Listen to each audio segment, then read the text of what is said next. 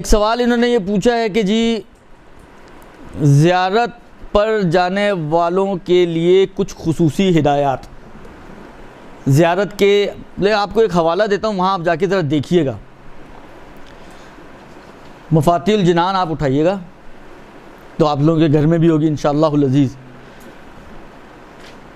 اس میں آداب زیارت کے آداب وہ دیے ہوئے ہیں وہاں پر، وہ تو تفصیل ہے اس کی، وہ اس کی تفصیل ہے کہ مثلا آپ کو جو ہے مثلا حتیٰ بعض جگہ پر بعض فقہی کتابوں میں بھی آداب سفر سے شروع ہوتا ہے آداب زیارت،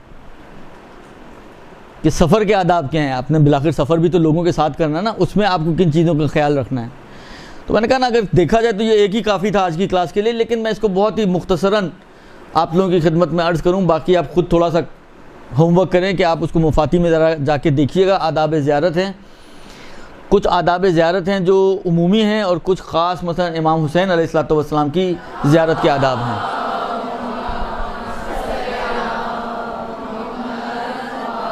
جس میں تھوڑا بہت ڈفرنس بھی ہے،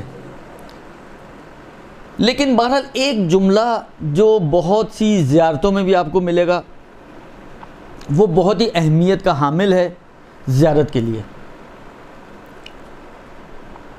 یعنی ہمارے اپنے علمی کارناموں کے اعتبار سے اگر ایسی روایتیں موجود ہیں جن میں وہ جملہ نہیں ہے، اور کچھ ایسی روایتیں ہیں جن میں وہ جملہ ہے، تو ان دونوں کو جب ہم جمع کرتے ہیں روایتوں کو، تو نتیجہ یہی بنتا ہے کہ جن میں نہیں ہے مراد ان کی بھی وہی ہو جائے گی۔ یعنی یہ جو قید والی روایتیں ہیں، یہ قید والی روایتیں اس دوسری روایتوں کو جن میں کوئی قید موجود نہیں ہے، جن میں یہ جملہ موجود نہیں ہے، ان کی کانہ وضاحت کر رہی ہوتی ہیں۔ تو یہ جب جو ان کی وضاحت کر رہی ہوتی ہے، نتیجہ یہ بنتا ہے کہ پھر ان سے بھی مراد یہی والی چیز بن جایا کرتی ہے۔ وہ جملہ کیا ہے؟ میں نے کہا نا آپ ائمہ کی زیارتیں اٹھا کے دیکھیں، حتیٰ بعض اوقات امام زادوں کی زیارتوں میں بھی یہ جملہ موجود ہے، حتیٰ جو مجھے اب اس وقت یاد پڑ رہا ہے جناب معصومہ قم سلام اللہ علیہ کی زیارت کے اندر بھی یہ جملہ موجود ہے۔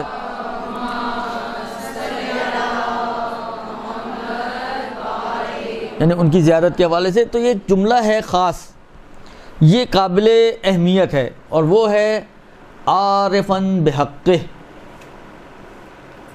یعنی زیارت ایسی ہونی چاہیے کہ جس کی زیارت کے لیے جا رہے ہیں اس کے حق کو پہچانیں آپ کہ یہ ہستی کون ہے۔ مثلا آپ امیر المومنین کی زیارت کے لیے جا رہی ہیں، آپ اہل بیت علیہ السلام میں سے کسی کی زیارت کے لیے جا رہی ہیں، ائمہ علیہ السلام کی، آپ عارفاً بحقہم، یعنی آپ کو اتنی معرفت ہونی چاہیے، اتنی سمجھ ہونی چاہیے، اتنا آپ کے ذہن میں اعتقاد اور عقیدہ ہونا چاہیے کہ یہ جس ہستی کی میں زیارت کرنے جا رہی ہوں، یہ وہ ہستی ہے کہ جو واجب الاطاعت ہے خدا کی طرف سے، یہ وہ ہستی ہے کہ جو منصب الہی کے اوپر فائز ہے اور خدائی عہدیدار ہیں یہ شخص، یہ وہ ہستی ہے کہ جن کی اطاعت کا طوق ہماری گردن میں موجود ہے، یہ امام برحق ہیں کہ جن کو پروردگار عالم نے منصب امامت عطا کیا ہے۔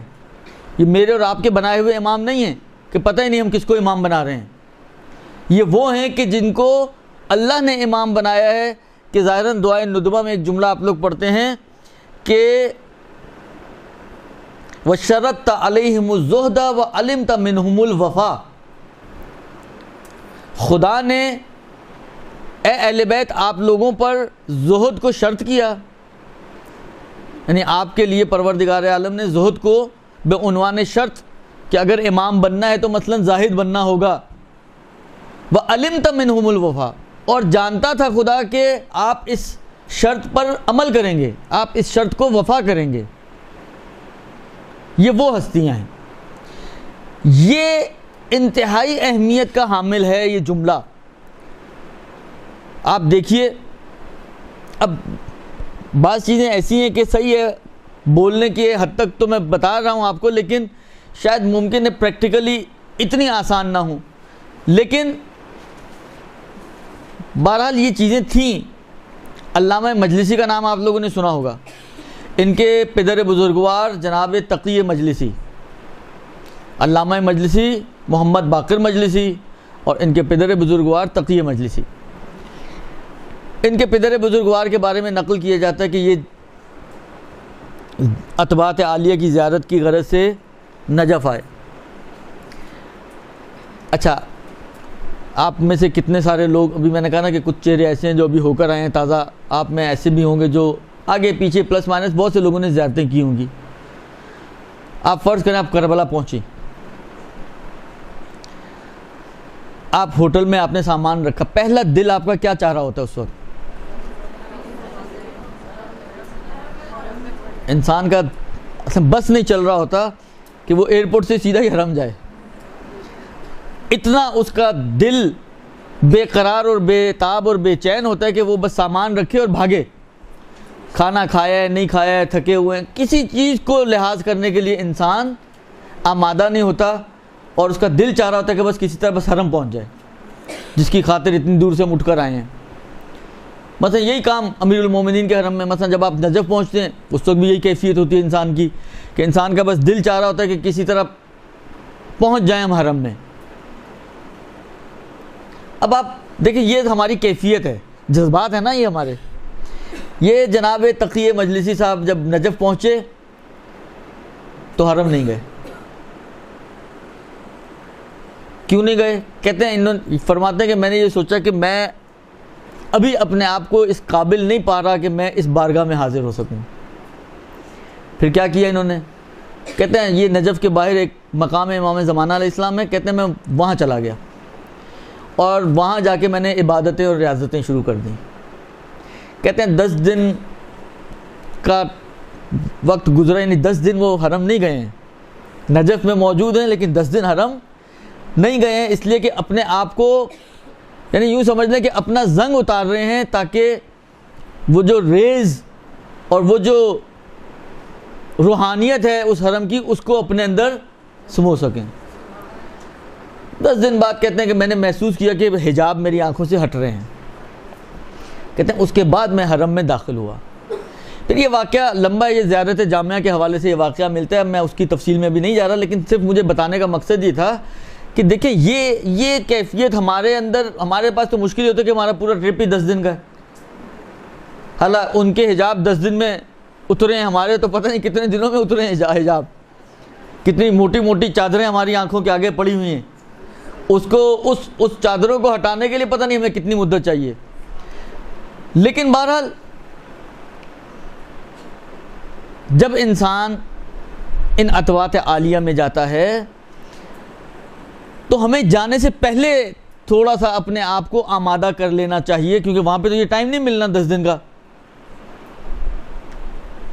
لیکن بالآخر ہم جب دیکھیں مشکل ہم کیا ہوتی ہے، ہم جب پہنچتے ہیں نا، ہماری جو مشکلات ہیں وہ یہ کہ ہمارے گرد ایک اتنی گہری سمجھے ایک آلودگی کی چادر ہوتی ہے کہ جب ہم وہاں پہنچتے ہیں تو وہ اثرات ہماری روح پر نہیں آ پاتے،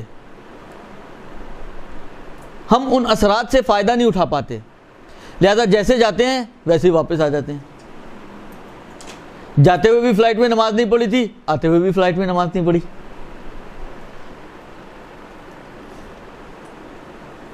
جاتے ہوئے بھی مثلا حجاب کا جو عالم تھا، آتے ہوئے بھی اسی طرح حجاب کا عالم ہے. جاتے ہوئے بھی مثلا جتنے نافرمان تھے ہم اپنے والدین کے، آنے کے بعد بھی اتنے ہی یا شاید اس سے زیادہ ہو گئے ہوں. وہ اثرات ہم لا ہی نہیں پاتے کہ جو اثرات ہماری روح پر. وَإِلَّا آپ سوچیے تو صحیح کہ امیر المومنین جیسی شخصیت پر از روحانیت، یعنی جو شخص جہاں دفن ہو وہ حصہ جنت کا ٹکڑا بن جائے، یعنی زمین پر اتنا اثر انداز ہو جائے وہ شخص، وہاں دفن ہونے والے افراد کے لیے امن کا ذریعہ بن جائے. اب یہ باتیں آ رہی ہیں، میں اس لیے ایک اور مجھے واقعہ ذہن میں آیا، میں آپ کی خدمت میں عرض کروں. آپ لوگ زیارت پہ جاتے ہیں، وہاں پر ایک حالت زیارت کہہ لیں یا جو بھی بہرحال ایک قبر ہے صافی صفا کی، اگر آپ میں سے کوئی گیا ہو وہاں پر تو یہ جہاں پر امیر المومنین کا مضیف ہے، کھانا دسترخوان ملتا ہے امام کا، اسی لائن میں سیدھا آگے نکل جائے انسان جو چیک پوسٹ آتی ہے اس کو کراس کرے گا تو اس کے سامنے ہی ہے ایک مقبرہ ہے صافی صفا کا. یہ یمن کا رہنے والا ایک شخص تھا. امیر المومنین وہاں تشریف فرما تھے. امیر المومنین دیکھا کہ ایک شخص آ رہا ہے, سواری کے اوپر سوار ہے, اور ایک اس نے تابوت اس کے اوپر باندھا ہوا ہے. قریب پہنچا تو امیر المومنین نے پوچھا کہ یہ کیا ہے اور تم کون ہو اور کہاں سے آئے ہو؟ کہا یہ میرے باپ کا جنازہ ہے اور میں یمن سے آیا ہوں اور میں اس کا بیٹا ہوں. تو کہا کہ کیوں تم یہاں اس کو کیوں لے کر آئے ہو, وہیں کیوں نہیں دفن کیا؟ کہا میرے باپ کی وصیت تھی, میرے باپ کی وصیت تھی کہ مجھے نجف میں دفن کیا جائے. کہا کیوں؟ کہا اس لیے کہ میرا باپ یہ کہتا تھا کہ جو شخص بھی نجف میں دفن ہوگا وہاں ایک ایسے شخص کو دفن کیا جائے گا کہ جس کی شفاعت سے ایک بڑی تعداد لوگ جنت میں داخل ہوں گے. تو اس وجہ سے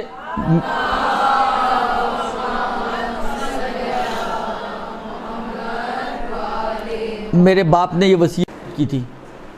تو امیر المومنین نے اس کے فرزند سے سوال کیا تمہیں پتہ ہے وہ شخص کون ہے؟ کہ نہیں میں نہیں جانتا. 3 مرتبہ بعض روایتوں میں کہ 3 مرتبہ مولا نے قسم کھا کے کہا واللہ وہ شخص میں ہوں, واللہ وہ شخص میں ہوں, واللہ وہ شخص میں ہوں. تو یہ ایسی سرزمین ہے جہاں اتنی برکتیں ہیں. اب ہم جائیں اور بغیر برکت کے اسی کے طرح جیسے تھے ہم ویسے ہی اٹھ کے آ جائیں تو دیکھیں دینے والوں میں تو کوئی کوتاہی نہیں ہے. اگر کہیں گڑبڑ ہے تو وہ پھر ہمیں میں ہے, ان میں تو کہیں کمی نہیں ہے, نہ بخل ہے نہ کوئی کوتاہی ہے.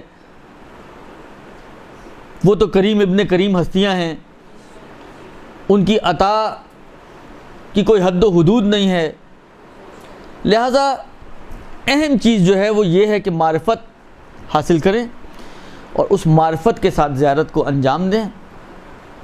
اپنے آپ کو جانے سے پہلے آمادہ کریں ان بارگاہوں اور ان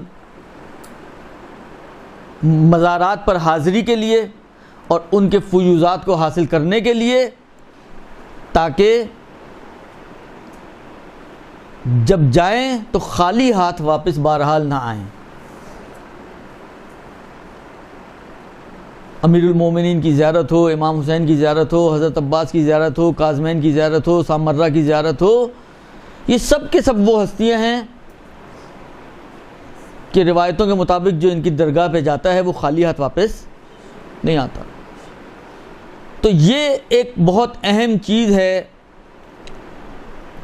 زائروں کے لیے, جو چاہے امام رضا کی زیارت کے لیے جا رہے ہوں, چاہے کربلا اور نجف اور کاظمین اور سامرہ کی زیارت کے لیے جا رہے ہوں, چاہے وہ ائمہ بقی کی زیارت کے لیے جا رہے ہوں. صحیح ہے ائمہ بقی کی مظلومیت یہ ہے کہ ان کے مزارات آج بھی منہدم ہیں, ان کے قبروں پر آج بھی سایہ موجود نہیں ہے, لیکن یہ ان کی مظلومیت ہے کہ نہ ان کو زندگی میں چین لینے دیا گیا, نہ ان کی شہادت کے بعد ان کو سکون و آرام اور چین سے قبر میں سونے دیا جا رہا ہے. لیکن بہرحال فیوضات تو ان کے بھی اسی طرح ہی ہیں نا. مگر اگر امام حسین کی قبر مبارک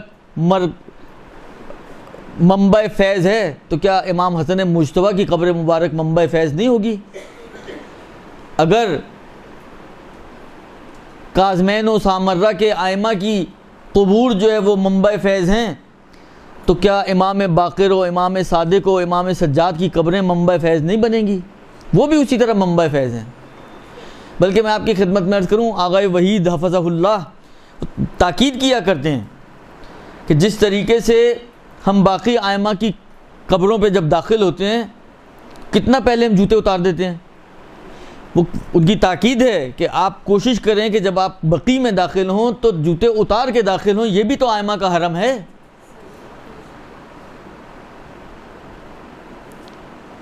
لہٰذا یہ بہت اہم چیز ہے زائروں کے لیے جو جاتے ہیں زیارت کے لیے, کہ اگر وہ اس زیارت کا بھرپور فائدہ اٹھانا چاہتے ہیں تو عارفاً بحقہم ان کی زیارت ہونی چاہیے, معرفت والی زیارت. پتہ تو ہو ہم جا کس کے پاس رہے ہیں, پتہ تو ہو ہم کن ہستیوں کی بارگاہ میں حاضر ہو رہے ہیں. ان کی عطا کیا ہے، ان کا کرم کیا ہے، ان کا جود کیا ہے، ان کی سخا کیا ہے، ان چیزوں کو جان کر، ان کو پہچان کر،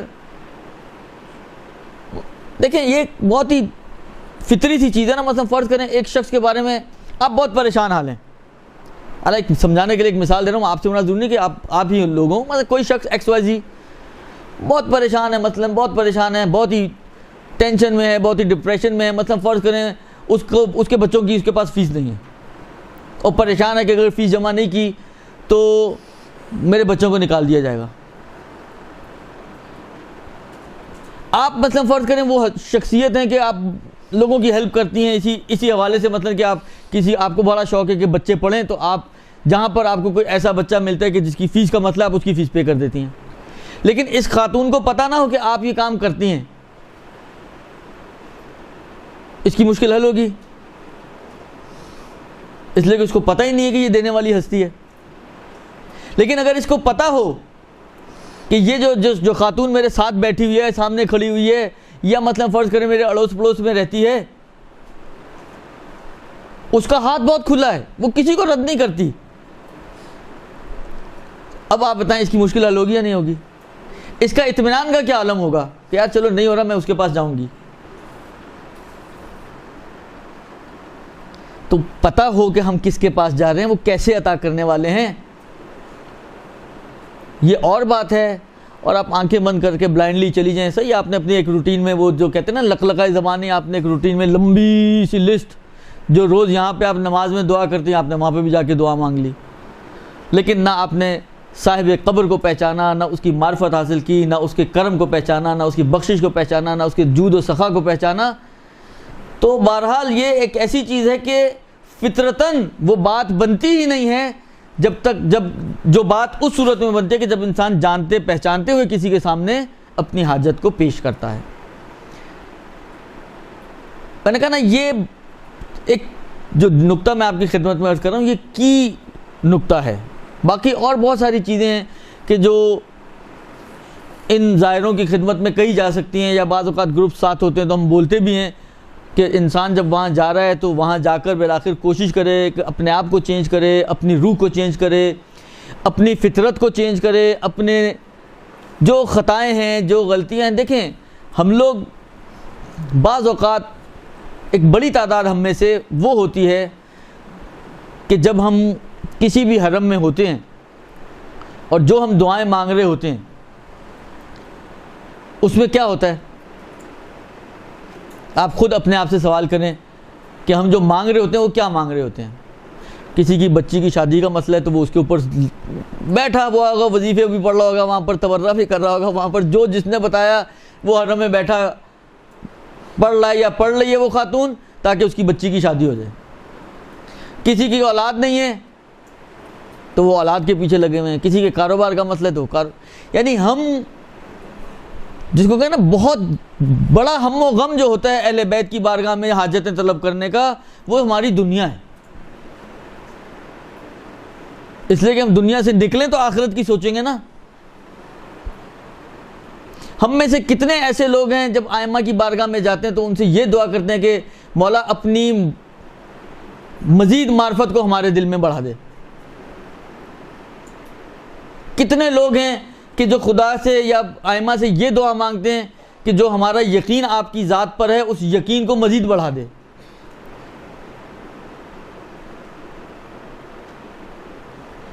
ایک بہت بڑا کمال امام سجاد علیہ السلام کا جو ہے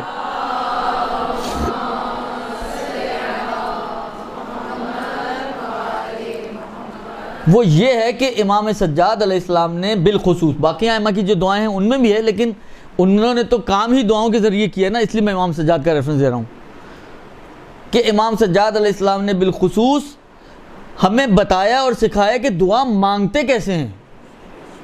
یقین مانے اگر ائمہ کی، میں یہ اکثر یہ جملہ کہتا ہوں عرفہ کے حوالے سے، آپ دیکھیں عرفہ میں حاجی جاتے ہیں، اگر آپ میں سے کوئی جا رہا ہو آپ غور کیجئے گا، عرفہ میں حاجی ہوتے ہیں تو ہر طرح کا حاجی ہے نا، شیعہ بھی ہے اور اہل سنت سے بھی ہیں. اکثر شیعہ گروپس بیٹھے دعائے عرفہ امام حسین علیہ السلام پڑھ رہے ہوتے ہیں، اور بالآخر دیکھیں جو اہل سنت حضرات وہاں پر موجود ہوتے ہیں تو ایسا نہیں کہ وہ وہاں پہ بیٹھے لوڈو کھیل رہے ہوتے ہیں، وہ بھی دعائیں مانگ رہے ہوتے ہیں. یعنی وہ دن ہی دعاؤں کا دن ہے. یعنی آپ سوچیں اس دن کا روزہ مستحب ہے، لیکن اگر یہ آپ کی دعاؤں میں رکاوٹ بن رہا ہے تو پھر اس کو ریکمینڈڈ ہے کہ پھر روزہ نہ رکھو. دعا کی اہمیت اتنی زیادہ ہے کہ روزہ چھوڑ دو لیکن دعا میں کمی نہیں آنی چاہیے. یہ ایسا دن ہے. تو ایسا نہیں ہے کہ دوسرے لوگ جو ہیں وہ وہاں پہ بیٹھے کوئی لوڈو کھیل رہا ہو تو کوئی اونو کھیل رہا ہو تو کوئی اور گیم کھیل رہا ہو، نہیں، وہ لوگ بھی دعائیں مانگ رہے ہوتے ہیں. لیکن آپ ان کے پاس تو وہ ذخیرہ ہے ہی نہیں نا جو ہمارے پاس موجود ہے. یعنی آپ ان کی دعاؤں کو سنیں اور اس دعائے عرفہ کو رکھیں اپنے سامنے. میں کہتا ہوں کوئی میچ ہی نہیں ہے ان دونوں کے اندر. وہ کس انداز سے مانگ رہے ہوتے ہیں اور امام حسین نے ہمیں کیا انداز سکھایا ہے. ان دونوں چیزوں میں کوئی میچنگ ہی نہیں ہے. یعنی یہ میں مبالغہ نہیں کر رہا ہوں، میں بالکل حقیقت بات آپ کو بتا رہا ہوں. آپ صرف دعائے عرفہ کے جملے دیکھیں امام حسین نے کہاں کہاں اور کس کس چیز کی طرف نگاہ کی ہے. آپ ترجمہ پڑھیے گا یا عربی اگر سمجھ میں آتی ہو عربی پڑھیے گا اور پھر آپ سوچیں تو صحیح کہ امام نے چھوڑی کیا چیز ہے.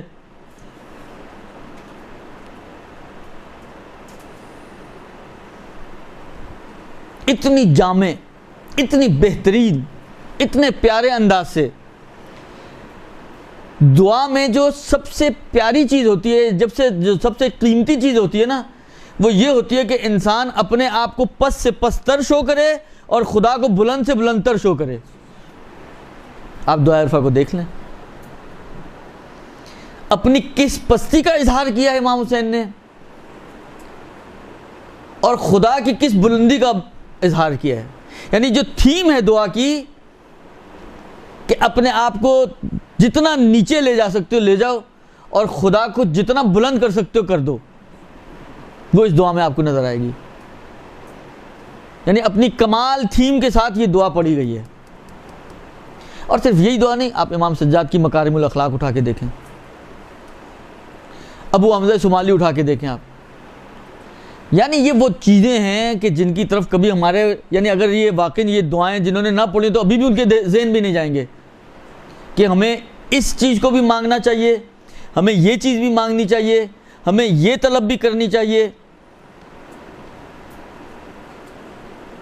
لیکن یہ ائمہ ہیں جنہوں نے ہمیں ڈھنگ سکھایا اور طریقہ بتایا کہ صرف اپنی دنیا کے پیچھے نہ پڑے رہو، ایمان بھی تم نے خدا ہی سے مانگنا ہے، سلامتی ایمان بھی تم نے خدا سے مانگنی ہے، یقین بھی تم نے خدا سے مانگنا ہے، ثبات قدم بھی تم نے خدا سے مانگنی ہے، اپنی آخرت کے مراحل کی آسانی بھی تم نے خدا سے مانگنی ہے، اور باقی چیزیں جو ان دعاؤں میں موجود ہیں. لہذا جب ہم ان عتبات عالیہ کی زیارت کے لیے جائیں تو فوکس صرف دنیا پہ نہ ہو، اپنی آخرت، اپنی عاقبت، اپنا ایمان، ایمان کی سلامتی. ہم خدا سے زندگی بھر ایمان مانگتے رہے، خدا نے ایمان دے دیا، سلامتی نہیں مانگی تو کیا ہوگا؟ ممکن ہے یہ آخر وقت میں ایمان ہمارے ہاتھ سے نکل جائے. وہ تو مانگی نہیں تھے نا ہم نے خدا سے، جو مانگا تھا وہ مل گیا. یہ بھی نہیں ہم کہہ سکتے کہ ہماری دعا پوری نہیں ہوئی. لیکن جو نہیں مانگا تھا، فرض کریں تقدیر یہی ہو کہ مانگے بغیر نہیں ملے گا آپ کو سلامتی ایمان، نہیں مانگی تو نتیجہ یہ نکل سکتا ہے. ہوتا ہے آپ کے سامنے، ہوتا نہیں مگر شیعہ سنی نہیں بنتے کیا؟ کم مقدار میں ہے لیکن بنتے تو ہیں. لہذا کوشش کریں کہ اپنی دنیا کے علاوہ آخرت کو فوکس کریں، زیادہ فوکس کریں. دنیا ایک گزر جانے والی چیز ہے، آخرت ابدی اور دائمی ہے، لہذا اس کے اوپر زیادہ انسان اپنے فوکس کرے. اس کے علاوہ میں نے عرض کیا نا کہ باقی آپ زیارت کے جو آداب ہیں ان کو آپ پڑھیں. یعنی یہ ایسی کتاب ہے کہ جو ہر گھر میں موجود ہے، مگر افسوس کی بات اور دکھ کی بات یہ ہوتی ہے کہ کتنے زائر ایسے ہیں جو جانے سے پہلے ایک مرتبہ اسے ان آداب زیارت کا مطالعہ کرتے ہیں اور پڑھتے ہیں اس چیپٹر کو 2 4 5 صفحے جتنے بھی لکھے ہوئے ہیں مفاتی میں. کتنے لوگ پڑھتے ہیں اور پھر آنے کے بعد شکایت کریں مولانا نے تو کچھ بتایا ہی نہیں. ارے بھائی مولانا نے نہیں بتایا تو نہ بتائیں. اللہ نے آپ کو آنکھیں دی ہیں, اللہ نے آپ کو کتاب دی ہے, آپ خود پڑھ لیں. ہم لوگ صرف منتظر رہتے ہیں کہ جو مولانا بتا دیں بس وہی کرنا ہے, جو نہیں بتایا بس نہیں بتایا تو پھر ہم نے بھی کچھ نہیں کیا. تو یہ کوئی پازیٹیو تھنکنگ نہیں ہے. صحیح ہے مولانا حضرات ساتھ ہوتے ہیں, دیکھیں مولانا بھی کوئی معصوم تو نہیں ہے نا, کچھ چیزیں اسکپ ہو سکتی ہیں اس سے, یا اس کی نظر میں جو چیزیں اہم ہوتی ہیں بعض اوقات وہ ان پہ فوکس کر رہا ہوتا ہے, تو بعض چیزیں جو اس کی نظر میں اہم نہیں ہیں لیکن ممکن ہے آپ کی نظر میں اہم ہو وہ اسکپ ہو جاتی ہیں. ٹائم تو اتنا نہیں ہوتا نا کہ آپ کو سارا دن تو مولانا لے کے نہیں بیٹھے رہتے آپ کو کہ 24 گھنٹے میں سے جو ہے چلو 6 8 گھنٹے سونے کے چھوڑ دو, اس کے باقی سارا دن آپ بیٹھی مولانا کی واعظ و نصیحت سن رہی ہوں. تو 1 گھنٹہ سننا مشکل ہوتا ہے. مولانا حضرات کو چہرے سے دے کے آپ کہیں جی 6 گھنٹے آپ سنیں, تو یہ نہیں ہوتا ہے. لہٰذا تھوڑے سے ایفرٹس ہمیں خود بھی کرنے چاہیے. اور میں نے کہا نا کہ اس کے لیے آپ کو کوئی کون سی کتاب ڈھونڈیں, ہم کہاں سے ڈھونڈیں, ہم کہاں جا کے دیکھیں, کچھ آپ کے گھر میں موجود ہے کتاب. میں نہیں سمجھتا جتنے افراد یہاں پہ موجود ہیں کسی کے گھر میں مفاتی نہ ہو. اب تو گھروں کے علاوہ آپ کے موبائلوں میں بھی ہوگی, نہیں ہے تو ڈال لیں, تو آپ کے موبائل میں بھی موجود ہے سب کچھ. تو کہنے کا مقصد یہ ہے کہ زیارت کو اس کے ادب و آداب کے ساتھ, پھر ایک بات میرے ذہن میں آ رہی ہے میں آپ کے ساتھ وہ بھی شیئر کر لوں, کیونکہ دیکھیں ان ادب و آداب کی اہمیت ہوتی ہے, ان ادب و آداب کی اہمیت ہوتی ہے. آپ کہیں جی مثلا فرض کریں غسل زیارت خوب واجب تو نہیں ہے, نہیں ہے ٹھیک ہے واجب نہیں ہے, حالا واجب نہیں تو نہ کریں تو نہ کریں, مرضی آپ کی. لیکن بالآخر ایک ایسی زیارت جو بغیر غسل کے کی گئی ہے اور ایک ایسی زیارت جو غسل کے ساتھ کی گئی, کچھ تو فرق ہوگا نا جو آئمہ نے اس کی تاکید کی ہے. یعنی بغیر اثر کے تو نہیں بولا ہوگا, ایک چیز کا کوئی اثر ہی نہیں ہے, اس کی کوئی اہمیت ہی نہیں ہے, اس کے کوئی آپ کی زیارت کو بہتر بنانے کے لیے کوئی اس کا تعلق ہی نہیں ہے, تو کیوں بولیں گے آئمہ؟ جب اس کا کوئی تعلق ہی نہیں ہے تو کیوں بولیں گے آئمہ؟ حالا مثلا من باب مثال آپ زیارت میں کالی چادر پہن کے جائیں یا سفید پہن کے جائیں, حالا فرض کریں کہ اس کا کوئی تعلق ہی نہیں ہے, تو امام بولیں گے بھی نہیں کہ بھائی کالی چادر پہن کے جاؤ. کیوں نہیں بولیں گے؟ اس لیے کہ کالی پہنو یا سفید پہنو دونوں صورتوں میں ایک ہی ثواب, ایک ہی اجر, ایک ہی چیز ہے, تو کیا فرق پڑنا ہے. لیکن اگر فرض کریں سفید چادر جیسا احرام میں, افضل یہ ہے کہ سفید کپڑے میں احرام پہنا جائے, اس کا مطلب ہے اس کے کچھ تو ہوگا, وَإِلَّا بیان کرنے کی ضرورت ہی نہیں تھی. تو یہ جو آداب بیان کیے جاتے ہیں, مجھے واقعہ یاد آ رہا ہے, پورا بہت زیادہ جزیات کے ساتھ ہی میں مفہوم اور خلاصہ صرف عرض کر رہا ہوں اس واقعے کا, کہ یہ خاک شفا کے حوالے سے یہ واقعہ ہے. امام کے ایک بہت ہی جلیل القدر صحابی تھے, ظاہراً جب مجھے نام یاد آ رہا ہے جابر جوفی کا یہ واقعہ جو میرے ذہن میں ہے, جو 5ویں امام کے صحابیوں میں سے تھے. ایک دن بیمار تھے, 5ویں امام نے اپنا کوئی قاصد بھیجا اور اس کو کہا کہ مثلا جابر کو بلا کے لاؤ. وہ دروازے پہ پہنچا جابر کے, شاید اب جو میں نے کہا نا میرے کو بہت پوری جزیات ذہن میں نہیں ہے, بہت پہلے میں نے یہ واقعہ کہیں سنا تھا یا دیکھا تھا, ظاہراً کامل الزیارات میں ہے یہ جو مجھے یاد پڑ رہا ہے. تو لیکن اب یہ کہ امام نے اسی وقت ساتھ ہی اس کو, کیونکہ امام کو تو معلوم تھا وہ بیمار ہے, تو ساتھ ہی خاک شفا بھیجی تھی, یا کچھ بعد میں دوبارہ یہ واپس آیا اور واپس لے کے گئے, اب یہ میرے ذہن میں اس وقت جزیات نہیں ہے. خلاصہ یہ کہ یہ بیمار تھا اور اس قابل نہیں تھا کہ اٹھ کے کھڑا ہو کر امام کے پاس جا سکتا, تو امام نے اس کو خاک شفا بھیجی. اس نے خاک شفا پی, ادھر خاک شفا اس کے اندر گئی, ادھر یہ اٹھا کھڑا ہوا اور امام کی خدمت میں پہنچ گیا.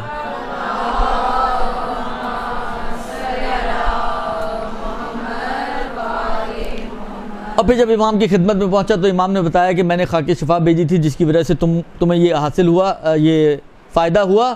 اب اسی نے ظاہراً اسی روایت میں سوال کیا کہ مثلا فرض کریں مولا بہت سے لوگ خاک شفا استعمال کرتے ہیں مگر اس کا اثر نہیں ہوتا, اس روایت میں جو مجھے اب یاد آ رہا ہے، مولا نے فرمایا تھا کہ وہی یہ چیز یہیں پہ سے آئی تھی کہ احترام، آپ کتنا اس مٹی کا احترام کرتے ہیں۔ اگر آپ نے اس مٹی کو احترام سے رکھا ہوا ہے، یہ اپنا اثر رکھے گی۔ آپ نے اس کا احترام کھو دیا، بے احترامی، جیسا ہمارے ہاں آہستہ آہستہ دیکھیں ہم لوگوں کی مشکلات یہ ہیں۔ ایک زمانہ تھا، میں نے شاید پہلے بھی یہ بات آپ لوگوں کی خدمت میں عرض کی تھی، ایک زمانہ تھا، حالانکہ ابھی میں جس اینگل سے بات کر رہا ہوں نا اس پہ آپ توجہ کیجیے گا۔ اب کیلو کال مت شروع کیجیے گا جی کونڈے کی نیاز صحیح ہے صحیح نہیں ہے، آیا یہ روایت کیسی ہے وغیرہ، میں اس کی جہت سے بھی بات نہیں کر رہا کہ سندن یہ روایت کیسی ہے اور یہ واقعاً کونڈے کی نیاز کی کوئی اہمیت ہے نہیں ہے، لیکن جو ہوتا تھا میں اس کی بات کر رہا ہوں کہ ایک زمانہ تھا جب یہ کونڈے کی نیاز پکائی جاتی تھی تو کس اہتمام سے پکائی جاتی تھی؟ کمرے کو پہلے پاک صاف کیا جاتا تھا، حالانکہ پاک گھر ہوتا تھا، اسی کمرے میں نمازیں پڑھی جاتی تھیں، لیکن خاص کیونکہ نیاز بننی ہے اس کمرے کو دھویا جاتا تھا۔ اگر کوئی خاتون ایام عادت میں ہوتی تھی تو اس کمرے میں نہیں گھس سکتی تھی۔ پھر جناب علی ہاتھ وغیرہ دھو کر وضو وغیرہ کر کے بڑے اہتمام سے وہ جو ٹکیاں وغیرہ اور جو بھی نیاز تھی اس کو بنایا جاتا تھا۔ یہ ایک احترام تھا۔ آج کل کیا ہوتا ہے؟ آج کل ہمارا ایک ہی سنو یار واجب تو نہیں، چلو ٹھیک ہے، وہ واجب نہ ہونے کے چکر میں ہم نے سارے ویلیوز کا بیڑا غرق کر دیا، جبکہ ان ویلیوز کی اپنی اہمیت ہے۔ آپ کیا سمجھتے ہیں کہ آپ ان چیزوں کو جو اہل بیت علیہ السلام سے منسوب ہیں یا خدا سے منسوب ہیں، آپ ان کا احترام کریں تو اس کا کوئی فائدہ آپ کو نہیں ملے گا؟ تو ان چیزوں کا اپنا احترام ہے، اپنی جگہ پر ہے۔ جتنا آپ احترام ان چیزوں کی نسبت انجام دیں گی اس کے اثرات ہیں اپنی جگہ پہ، چاہے واجب نہ بھی ہو۔